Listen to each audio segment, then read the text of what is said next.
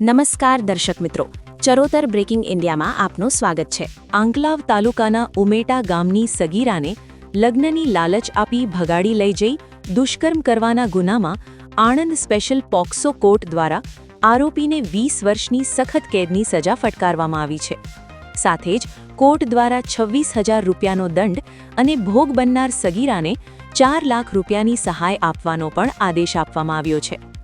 આ કેસમાં દોષિત ઠરાવાયેલ આરોપી સુરેશભાઈ ઉર્ફે ફિરોઝ માનસંગભાઈ વાઘેલા રહે ઉમેટા ગાજણિયું ફળિયું તાલુકો આંકલાવ જિલ્લો આણંદ છે।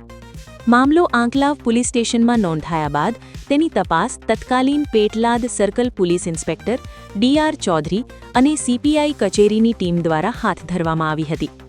તપાસ દરમિયાન સગીરા અને આરોપીને રાજસ્થાનના અજમેરમાંથી શોધી કાઢી આરોપીને ઝડપી પાડવામાં આવ્યો હતો। ત્યારબાદ જરૂરી પુરાવા એકત્રિત કરી સમયમર્યાદામાં ચાર્જશીટ દાખલ કરવામાં આવી।